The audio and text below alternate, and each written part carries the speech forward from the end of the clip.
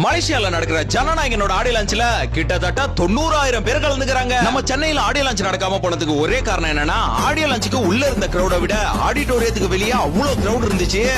அத்தி வர்றதற்கு அப்புறம் அதிகமான கூட்டத்தை இங்க பார்த்தேன். அதே போல இந்த முறை அரசியல்ல இருக்கிறதுனால நிறைய ப்ராப்ளம்ஸ் வரும் அப்படின்றதெல்லாம் திங்க் பண்ணி தான் மலேசியாவை சூஸ் பண்ணிருக்காங்க.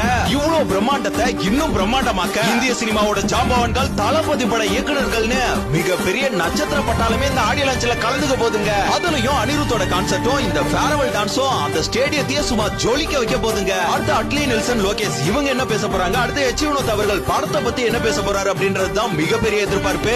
அதுக்கப்புறம் பூஜா ஹெக்டே, பாபி டயல், மமிதா நரேன் இவங்களோட ஸ்பீச் எல்லாம் தாண்டி தளபதியோட கடைசி ஆடியோ லான்ச் ஸ்பீச் என்னவா இருக்கும், குட்டி ஸ்டோரி கண்டிப்பா இருக்கும். இந்த சினிமா ஜோர்னியை நினைச்சு பார்த்து கண்டிப்பா கண் கலங்குவாருங்க. இதே நேரத்துல அந்த ஸ்டேடியத்தோட வியூ பாயிண்ட பாருங்களா, எவ்வளவு கூஸ்பம்ஸா இருக்க போது பாருங்க. அடுத்த புக்கிங் பாஸ் வந்து நெக்ஸ்ட் வீக்ல ஓபன் பண்ணிடுவாங்க. இங்க இருந்து பல பேர் போறாங்க. அந்த 87,511 சீட்டே பத்துமா அப்படின்றது டவுட் தாங்க. ஸ்டேட் இல்ல, நேஷனல் இல்லைங்க, இன்டர்நேஷனலே சும்மா செதற போது அதை பார்த்து பல பேர் கதற போறாங்க. இங்க நம்ம லைவ்ல பாக்குற மாதிரி எந்த சேனல்ல டெலிகாஸ்ட் பண்ண போறாங்க அப்படின்னு கேட்டீங்கன்னா இப்ப வரைக்கும் எந்த சேனலையும் செலக்ட் பண்ணல. கடைசி ஆடியோ லான்ச் இந்த ஃபீல் வந்து ஒரு பக்கம் கவலையா இருந்தாலும் இன்னொரு பக்கம் நிறைய கூஸ்பம்ஸ் மூமெண்ட்டை பார்க்க போறோம் அப்படின்றதுனால ரொம்பவே எக்ஸைட்டடா இருக்குங்க. இது ஒன் லாஸ்ட் டைம் இல்ல, தளபதியோட ரெக்கார்ட படிக்க போற டைம். சோ இந்த வீடியோக்கு கீழ வேர்ல்ட் வைட் பிகெஸ்ட் ஆடியோ லான்ச்னு மறக்காம சும்மா கமெண்ட்ல சாப்பிட விட்டு போங்க.